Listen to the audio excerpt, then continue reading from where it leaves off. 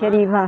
ਸ਼ਰੀਫਾ ਹਾਂ। ਤੇ ਅੱਬੂ ਦਾ ਜਿਹੜਾ ਜੱਦੀ ਪੁਸ਼ਤੀ ਪਿੰਡ ਤੁਹਾਡਾ ਬਿਆਸ ਆ? ਹਾਂ, ਬਿਆਸ ਪਿੰਡ ਸਾਡਾ ਜੱਦੀ ਪਿੰਡ ਵਾ।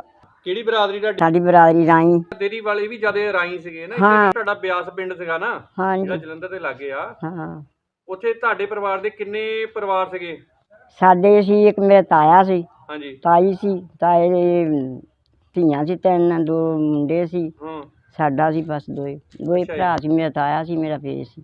ਜਿਹੜਾ ਪਿੰਡ ਸੀਗਾ ਉਹਦਾ ਜੈਲਦਾਰ ਜਾਂ ਕੋਈ ਲੰਬੜਦਾਰ ਦਾ ਪਤਾ ਕਿਹੜਾ ਸੀਗਾ ਬਿਆਸ ਪਿੰਡ ਦਾ? ਦਲੀਪ ਸਿੰਘ। ਦਲੀਪ ਸਿੰਘ।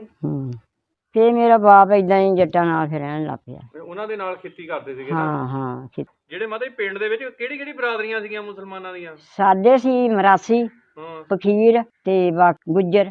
ਸਾਡਾ ਇੱਕੋ ਹੀ ਘਰ ਸੀ। ਤੇ ਮਤਲਬ ਜਦੋਂ 1947 ਦੇ ਉਜਾੜੇ ਪਏ ਆ ਨਾ ਜੀ, ਤੁਹਾਡਾ ਇੱਕ ਪਰਿਵਾਰ ਜਿਹੜਾ ਰਹਿ ਗਿਆ ਨਾ, ਜਿਹੜਾ ਇੱਕ ਪਰਿਵਾਰ ਜਿਹੜਾ ਸੀ ਉਹ ਪਾਕਿਸਤਾਨ ਚਲ ਗਿਆ। ਤਾਇਆ ਮੇਰਾ ਚਲੀ ਗਿਆ। ਚੜ ਕੇ ਦਹਾਈ ਦੇਣੀ, ਹਮਲੇ ਆ ਗਏ, ਸਭ ਕੱਢਣ ਲੱਗ ਪਏ ਤੇ ਪਿੰਡਾਂ ਨੂੰ ਅੱਗ ਲਾ। ਫਿਰ ਬਹੁਤ ਜਾਣੀ ਮਚ ਗਿਆ ਤਾਂ ਸਾਡਾ ਪਿੰਡ ਉਦਾਂ ਠੀਕ ਹੀ ਰਿਹਾ। ਠੀਕ ਰਿਹਾ ਸਾਡਾ ਪਿੰਡ। ਅਸੀਂ ਵੀ ਆਪਣੇ ਘਰ ਰਹੀਆਂ। ਤੇ ਮਤਲਬ ਕਿੰਨੇ ਭੈਣ ਭਾਈ ਸੀਗੇ ਤੁਸੀਂ? ਅਸੀਂ ਸੀਗੇ 4 ਭੈਣਾਂ ਸੀ, 2 ਭਰਾ। ਤੁਸੀਂ ਵੱਡੇ ਸੀਗੇ? ਤੁਸੀਂ ਵੀ? ਮੈਂ ਬੜੀ ਤਾਂ ਛੋਟੀ ਸੀ। 2 ਨੰਬਰ ਤੇ? ਪਿੰਡੋਂ ਫਿਰ ਏਦਾਂ ਹੀ ਉੱਠ ਖੜੇ ਹੋ। ਨਹੀਂ ਕੁੜੀ ਸਾਡੀ ਹਟੀ, ਚੂੜਾਈ ਚਲੇ ਗਏ। ਚੂੜ ਉੱਥੇ ਵਾਲੀ ਜਾ ਕੈਂਪ ਕੇ ਲੱਗਾ ਰਹੇ। ਉੱਥੇ ਕੈਂਪ ਲੱਗਾ ਸੀਗਾ। ਅੱਛਾ। ਉੱਥੇ ਵੀ ਅਸੀਂ 20-22 ਦਿਨ ਰਹੇ ਹਾਂ। ਫਿਰ ਕੈਂਪ ਤੁਰਿਆ ਇੱਧਰ ਹੁਸ਼ਿਆਰਪੁਰ ਵੱਲੋਂ ਆਇਆ। ਫਿਰ ਕੈਂਪ ਤੁਰਿਆ ਤਾਂ ਫਿਰ ਅਸੀਂ ਰਹਿ ਗਏ। ਕਹਿੰਦੇ ਬਸ ਜੀ ਹੁਣ ਨਹੀਂ, ਬੰਦ ਹੋ ਗਿਆ, ਹੁਣ ਨਹੀਂ ਤੁਸੀਂ ਆਉਣਾ। ਅਸੀਂ ਫਿਰ ਰਹਿ ਗਏ।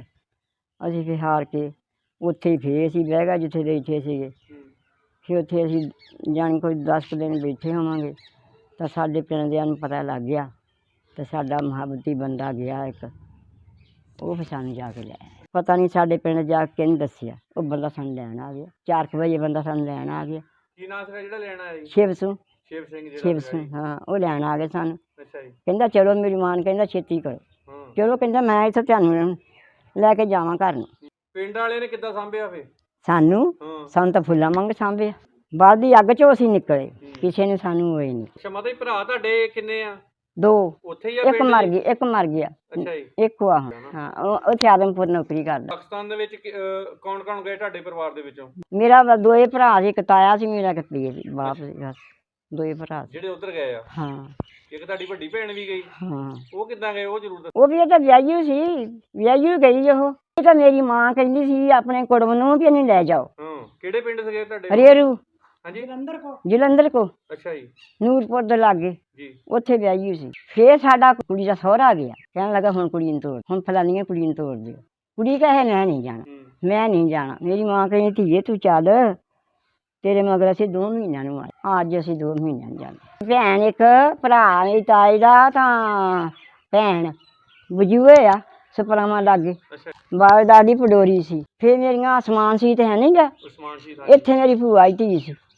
ਦਸੂਏ ਮੇਰੀ ਇੱਕ ਭੂਆ ਸੀ। ਫਿਰ ਆ ਬਿਹਾੜੀ ਆ ਜਿਹੜੀ ਇੱਥੇ ਮੇਰੀਆਂ 2 ਭੂਆ। ਬਹੁਤ ਰਿਸ਼ਤੇਦਾਰੀ ਸੀ।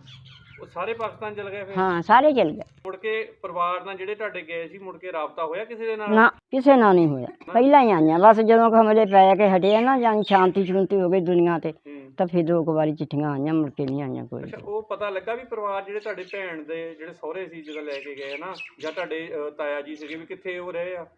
ਉਹ ਉੱਧਰੇ ਹੀ ਆ ਸਰਗੋਦਾ। ਕੋਈ ਗੁੱਜਰਾਂ ਵਾਲੀ, ਕੋਈ ਸਰਗੋਦਾ ਦੱਸਦੇ ਸੀ ਇੱਥੇ ਬੈਠੇ ਹਾਂ, ਅਸੀਂ ਇੱਥੇ ਬੈਠੇ ਹਾਂ, ਇੱਦਾਂ ਦੱਸਦੇ ਹੁੰਦੇ। ਅੱਛਾ ਜੀ। ਖਰੇ ਹੈ ਇੱਕ ਨਹੀਂ।